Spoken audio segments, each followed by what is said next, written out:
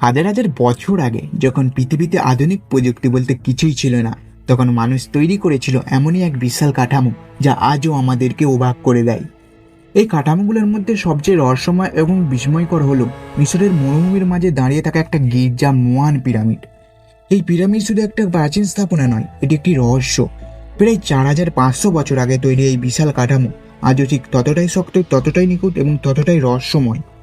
কিন্তু প্রশ্ন হলো, যখন মানুষের কাছে ছিল না কোনো আধুনিক যন্ত্র, না ছিল উন্নত প্রযুক্তি, তখন তারা কিভাবে তৈরি করলো এত বিশাল একটা স্থাপনা? এই পিরামিড তৈরি করতে ব্যবহার করা হয়েছিল প্রায় 23 লক্ষ পাথরের ব্লক। প্রতিটি পাথরের ওজন 2 টন থেকে 15 টন পর্যন্ত। কিছু পাথরের ওজন এর থেকে অনেক বেশি। আজকের দিনে এমন ভারী পাথর সরানো বা তোলা খুব সহজ নয়। বড় বড় যন্ত্রের সাহায্য ছাড়া তো প্রায় অসম্ভব। কিন্তু সেই সময় মানুষ কিভাবে এইগুলো এক জায়গা থেকে অন্য জায়গায় নিয়ে গেল? অনেক গবেষক মনে করেন হাজার হাজার শ্রমিক বছরের পর বছর পরিশ্রম করে এই পিরামিড তৈরি করেছে। তারা পাথর কেটে কাঠের লোড়ারের সাহায্যে ধীরে ধীরে এগুলো টেনে এনে একটার ওপর একটা বসিয়েছে। কিন্তু এই ব্যাখ্যা অনেক প্রশ্নের উত্তর দিতে পারে না, কারণ পিরামিডের প্রতিটি পাথর এমনভাবে বসানো যায় তাদের মাঝখানে কোনো প্রায় ফাঁকি নেই। এত নিখুঁতভাবে পাথর বসানো আজকের আধুনিক প্রযুক্তি দিয়েও কঠিন। তাহলে প্রাচীন মানুষ কিভাবে এত নিখুঁত কাজ করলো? এই সব কিছু জানার আগে আপনি যদি চ্যানেলে নতুন হয়ে থাকেন তাহলে ভিডিওটি একটি লাইক করতে পারেন, চ্যানেলটিকে সাবস্ক্রাইব করতে পারেন।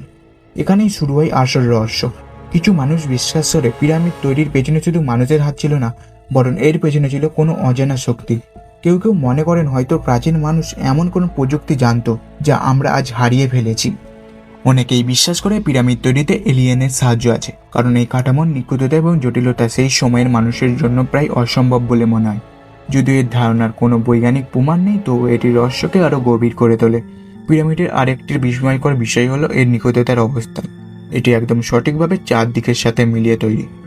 উত্তর, দক্ষিণ, পূর্ব, পশ্চিম দিক নির্ধারণ এতটাই নিখুঁত যে সামান্যতম ভুলও নেই বললেই চলে।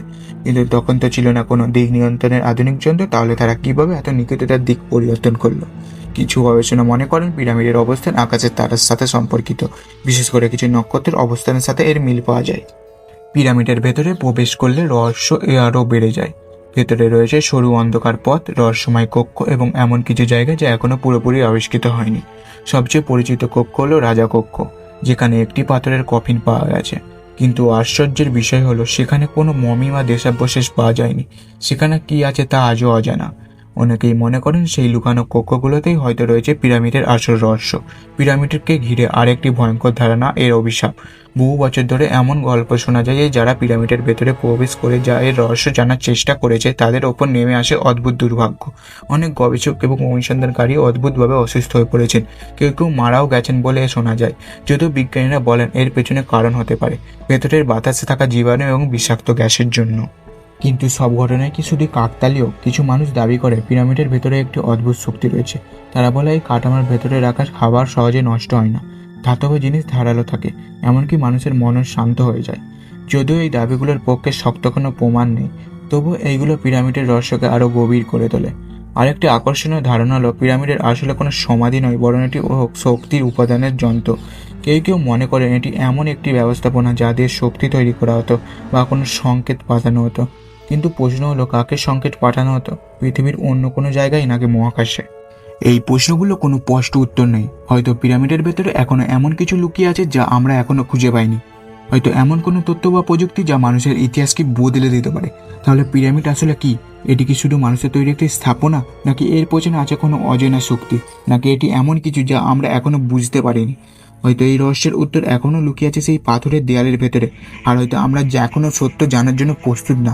এই রহস্যময় ভিডিওটি যদি আপনার ভালো লাগে তাহলে একটি লাইক দিন এবং চ্যানেলটিকে সাবস্ক্রাইব করুন, কারণ এইরকমই রহস্যময় ভিডিও আমি আপলোড দিয়ে থাকি।